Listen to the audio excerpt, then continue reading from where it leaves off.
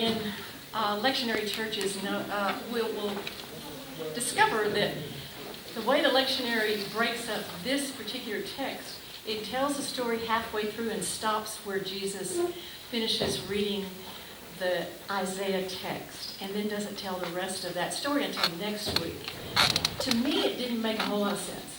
It seemed like the story has to be all told together. So I'm telling the whole story. And if you, I want to invite you when you hear it to think, how is it that the Spirit of God is upon us? You're welcome to stand if you would like. When Jesus came to Nazareth, where he had been brought up, he went to the synagogue on the Sabbath day, as was his custom. He stood up to read, and the scroll of the prophet Isaiah was given to him. He unrolled the scroll and found a place where it was written, "The Spirit of God is upon me, because God has anointed me to bring good news to the poor. God has sent me to proclaim release to the captives and recovery of sight to the blind, and to let the oppressed go free, and to proclaim the year of God's favor." And Jesus rolled up the scroll, gave it back to the attendant, and sat down. The eyes of all in the synagogue were fixed on him. Then he began to say to them, "Today, this scripture has been fulfilled in your hearing." All spoke well of him and were amazed at the gracious words that came from his mouth. And they said, "Is not this Joseph and Mary's son?" And he said to them, "Doubtless you will quote to me this proverb, 'Doctor, cure yourself.' And you will say, 'Do here also in your hometown the things that we have heard you did at Capernaum.'" And he said, "Truly I tell you, no prophet is accepted in the prophet's hometown. But the truth is, there were many widows in Israel in the time of Elijah, when the heaven was shut up for 3 years and 6 months, and there was a severe famine over all the land. Yet Elijah was sent to none of them except to a widow at Zarephath in Sidon. There were also many lepers in Israel at the time of the prophet Elisha, and none of them was cleansed except Naaman the Syrian." When they heard this, all in the synagogue were filled with rage. They got up, drove him out of town, and led him to the brow of the hill on which their town was built, so that they might hurl him off the cliff. But he passed through the midst of them and went on his way. The word of God for the people of God. Thanks be to God.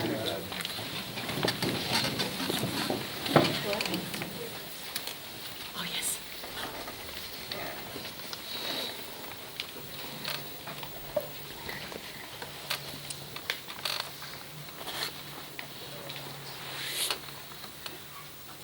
When Ken and I first moved to these mountains over 20 years ago, I meandered through the curving back roads, amazed at the beauty of this area. I'd always lived in giant cities: Dallas, New York City, Atlanta, Memphis. So winding through the coves, sometimes I was halted by a cow who was walking across the road. And there were the usual warning signs about deer crossings. And church signs were everywhere. Of course, they're in cities and towns, both small and big. But the sign that really revealed that I was in a different part of the world was a big yellow caution sign with one word across it: church. Warning! Church ahead. Proceed with caution. Amen. Aren't there times that we've needed that warning? Well, I guess. Maybe Jesus needed it on his homecoming day at his homecoming synagogue. He'd begun his ministry in Capernaum with healings and teachings, but that day he was back home in his small town of Nazareth, in a small synagogue, with a people who felt small. Jesus was one of them, a carpenter's son. He grew up in the same neighborhood.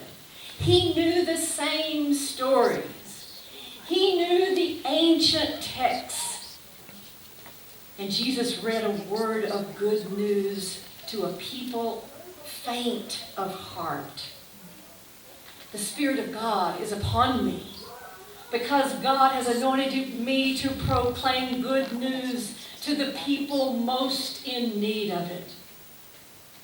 He omitted the line from Isaiah of it being a day of vengeance. Isaiah 61 was Jesus' manifesto. It was his testimony, his inaugural sermon that claimed his calling. And it was straight out of his religious tradition. He publicly announced his commitment to God's reordering of the social disorder that was going on. This Isaiah text vividly portrays the Jubilee, a declaration of liberation, with 4 kinds of release, all emerging out of the profound understanding of Sabbath rest, where they practiced every 7 days. And then the understanding of every 7 years. And then the understanding of a grand topsy-turvy rearranging of life in the 50th Jubilee year.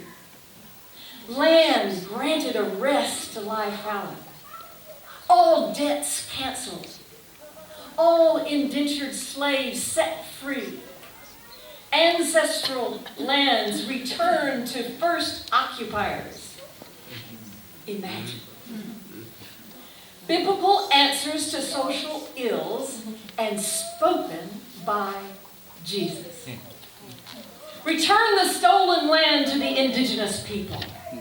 Cancel the debts of all who are sitting in jails because they didn't have $500 bail bond money. Go ahead, set them free. Not everyone has bail money of $250,000 like that set Roger Stone free. Rest the land free of pesticides, untouched by pipelines. Release the captives of unjust systems. The wild vision of Jubilee emerged from a radical hope in righting the wrongs of inequities, interrupting that vicious cycle of indebtedness, and preventing the accumulation of wealth. With Jubilee, the whole economy could begin again with fresh start and an eye toward reparations and restoration. It was Sabbath practice at its best. It counters the words of Sarah Sanders this week, who said, "Leave climate change up to God." Now, we could certainly do that if humans didn't get in the way of God's plan. A Sabbath understanding claims the earth belongs to God, indeed. And thus, we as a people rest in this truth by cherishing the land and the people in it. When Jesus spoke Isaiah's words, he knew his listeners were not unlike Isaiah's listeners. They were returning exiles from Babylon, and they were in the midst of rebuilding and reclaiming their life as a community. But they were in conflict with the people, their own people, who had not been deported. They had different ideas about how to resist. Questions arose. Who are we now? What identifies us as the people of God? Who's included? Yes, let's rebuild the temple. No, let's not rebuild the temple. The returning exiles were ready to put their faith into institutions. Those who remained were not so sure. The prophet gave a poetic response to the beleaguered and conflicted people with images of the ancient promise of Jubilee, amnesty and rest and renewal for all the people in the land. So the poet led the people into blessings upon blessings. And Isaiah said, so what will happen to you if you live into this vision? A garland instead of ashes. Oil of gladness instead of mourning. A mantle of praise instead of a faint heart. When Jesus when he rose to speak to his hometown crowd, he was in the middle of a people who were faint of heart. His choice of Isaiah was perfect. It was the perfect word of reassurance to an oppressed people living under the Roman rule. And Jesus was one of them, a carpenter's son. He grew up among them, the same neighborhood, knew the same stories. Oh, and when he read those verses, they all praised him. This is Joseph and Mary's son. Look at him now. Incredible. Then he sat down, as was the custom. Oh, how often as preachers wish we'd stopped at the point of praise.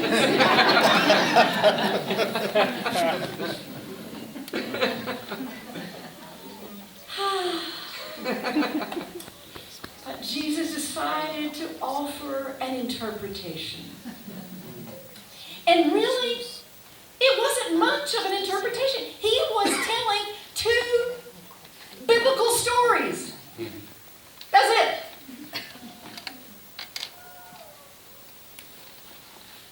The stories of two revered prophets who helped a widow and a general in need. But they were Gentiles. Wow. Could Jesus have said it in some way that they could have heard it? Kinder, gentler, come on. His listeners, remember, they were not power people. They were not even the religious elite people. They were feeling pushed and shoved by forces beyond their control. They were captives longing to be set free. Maybe they were thinking, but Jesus, what about us? And what about them? Was this yet another exclusionary religious group? How'd they get that way? We remember that they were a community of survival. They closed their circle tight in order to survive the harshness of their situation. Their communal identity was essential to resist the forces that were bearing down on them. They had very good reasons to be suspicious of outsiders. They'd been manipulated and crushed by outsiders. Fear reigned supreme. What was next for them? Maybe Jesus was saying, the Spirit of God is at work all over the place. The Spirit is upon us as public revealers of God's liberating word. We've been captive to the empire's grip on us. We're demoralized daily by the bombardment of bad news, bad laws, bad actions, and bad leadership. It's made us faint of heart. We forgot the story. But God's Spirit is all over the place if we open our blind eyes to see. Maybe Jesus was saying God's liberating and healing work is happening right now. Even among unnamed widows from surprising places, and even among unwanted, pompous, old, crusty generals in the army of the enemy. Today, said Jesus, this word of good news is alive and it is happening. It's daring. It's hopeful. It's God's embrace. So let's not miss out on it, my friends. But the people were afraid. We have an endless cycle of leaders and media who want us to stay afraid and divided. But friends, good news is happening in unlikely places. In the film Pride, it tells a true story of a group of lesbian and gay activists in 1984 in London who realized that the way society and media and government despised them was the same force that despised the miners, the ones who were in the midst of their titanic struggle with the Thatcher government. So these activists decided to reach out to residents of a depressed mining village in South Wales. With patience, forgiveness, grace, courage, and resilience, prejudices on both sides were broken down, and an amazing alliance grew. A bunch of misfits somehow fit together, embraced by a grace and a love far larger than any one of them. The Spirit of God was upon them. Jesus' hometown congregation was not ready for such wild good news. The last defense of people who have no defense against a truth bearing down on them is dismissal, which can take the form of anger, which can erupt into violence. Sometimes people wound directly from their own unhealed wounds. Victims can victimize. And sometimes people seize control because they fear the loss of their own power. Plus, on that day that Jesus stood among his people, he was a much easier target for lambasting and throwing over a cliff than the aggressive repercussions that could come from directly resisting the Roman rule. I wonder if on that day someone could have had the wisdom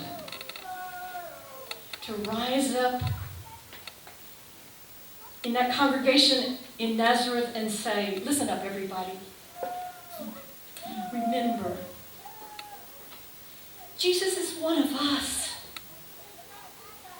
He's part of us. Now, he said something startling and even offensive to our ears. But we're going to stay in relationship with him.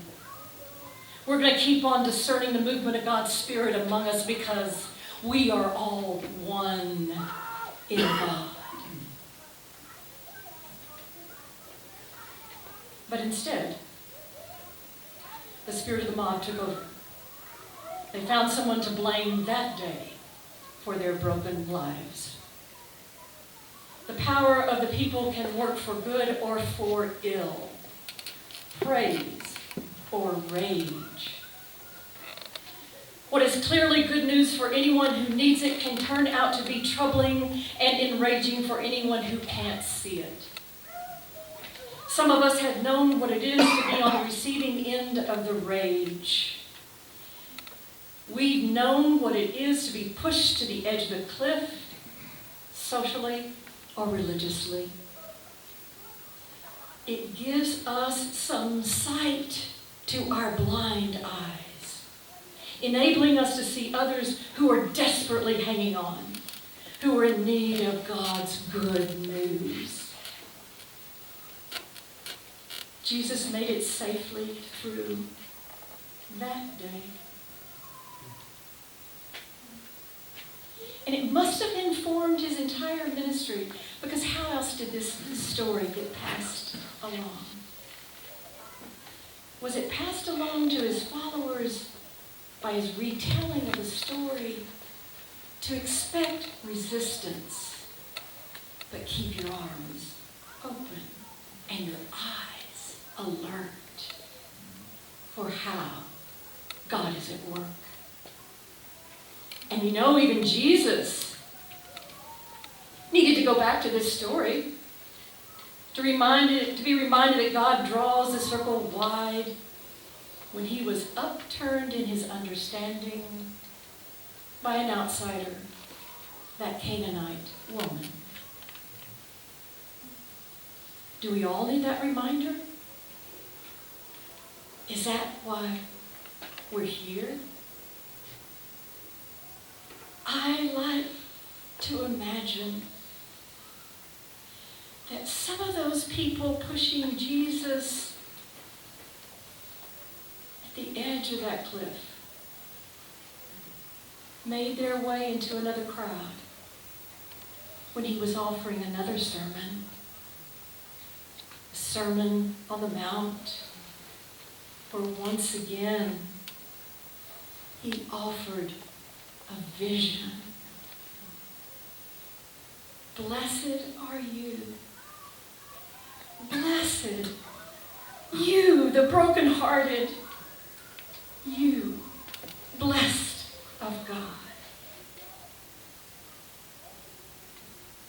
You know those yellow caution signs on the back roads of these mountains? Let's station one on our grounds. Watch out! Church is breaking out, for the Spirit of God is upon them, and they're spreading good news around everywhere, especially to those who are most desperate for it. And instead of a faint heart, why, we'll be walking around with a mantle of praise. Today, this good news has been fulfilled in your hearing. Amen.